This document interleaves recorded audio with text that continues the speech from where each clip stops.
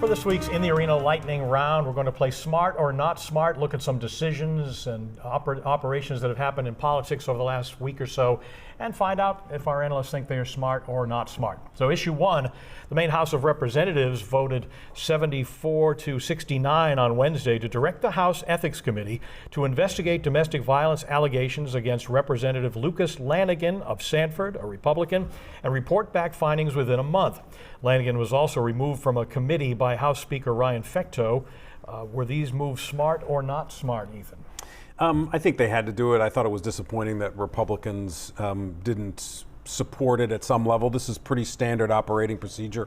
Look, I mean, the allegations came out a week left in the election, and clearly there were hundreds of people in the district who had voted absentee before these allegations came out. So you can't even step back and say to yourself, the voters knew about this and they decided to put him like you could with Donald Trump, right? So they've put a time limit on it. They put a month. They should look into it, try to find out. I don't know what action they should ultimately take.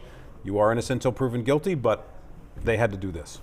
Yeah, I think it's going to be a very difficult month for the representative, but I think that for the reasons you've just stated, then there's always two sides to the conversation. It'll be interesting to make sure that both sides have been looked at by those on the Ethics Committee.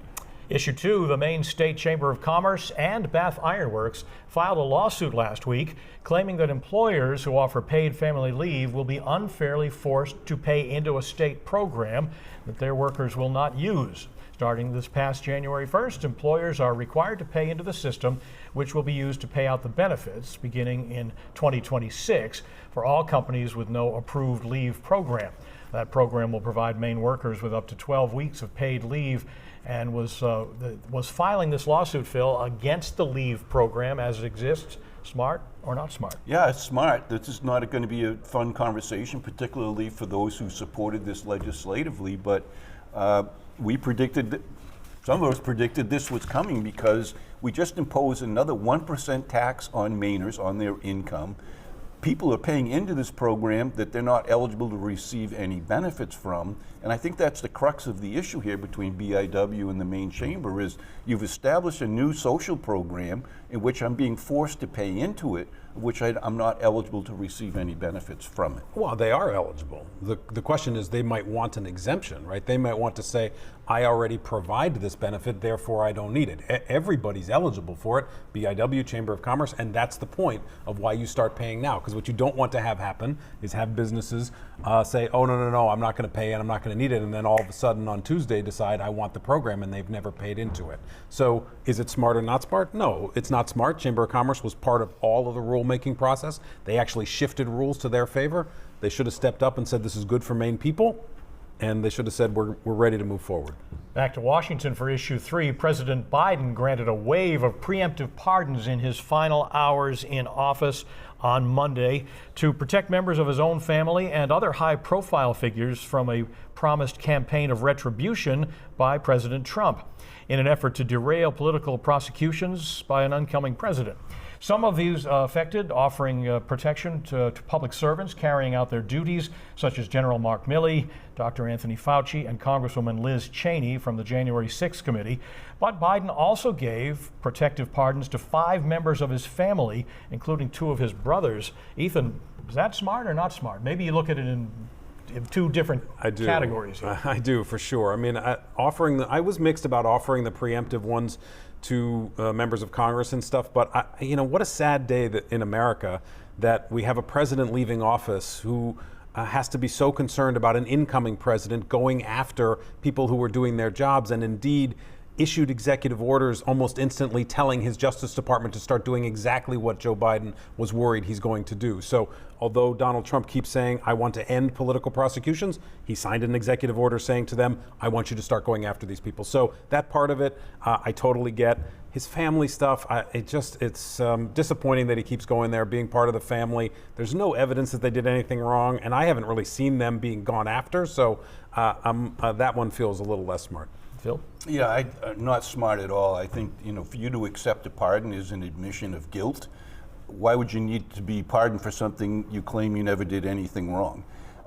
Some of these pardons, particularly for family members, go back to 2014, over a decade ago. Why this distance behind us to make sure that all of their crimes, if any, committed, need to be pardoned. It makes no sense to the American people. But don't you understand the sense of Donald Trump signing executive orders now, saying he's going to go after people? Don't you think that you at least understand why he's, at least the members of Congress, why he's issuing pardons to them?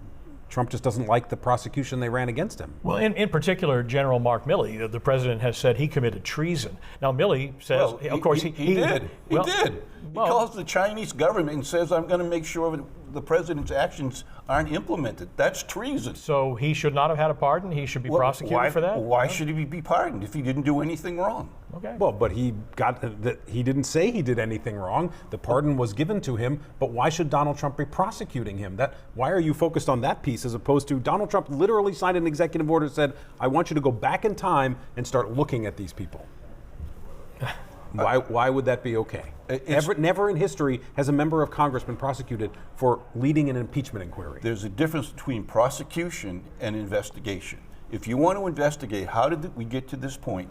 Who was responsible for the decisions and the direction of these investigations? Who destroyed documents, if any, and present that to the public? That's very different than saying to Pam Bondi, the new Attorney General, presumably, I'm the president, you go get those people. I'm not hearing that. Well, I am. Let's come back closer to home. Mainers on the verge of eviction because they can't afford rent may soon be limited to 3 months of general assistance housing support.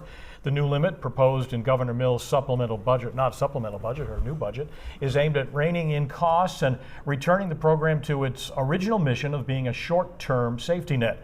The Mills administration said limiting GA to 3 months of housing during a 12-month period will realign the program to its statutory purpose of being a time-limited, last resort program and enable it to operate within its baseline budget. Phil, is this limit on rental assistance smart or not smart? Yeah, very clearly what she's saying is we're running out of money in this area and I'm going to have to put these back to its original intent in place. That makes a lot of sense on paper, but if the people who are getting these support aren't able to go find employment because of immigration restrictions, that's a very different dilemma for people to be in. Yeah, well, and these are all renters, right? These are native-born Americans, native-born Mainers, et cetera, et cetera. So, yeah, it's not smart because you're putting an artificial time limit on something when somebody could become homeless now if they don't. I mean, look, people have their income and then, your car breaks, and most Mainers don't have much savings. So a very unfortunate and very not smart policy on behalf of Janet Mills.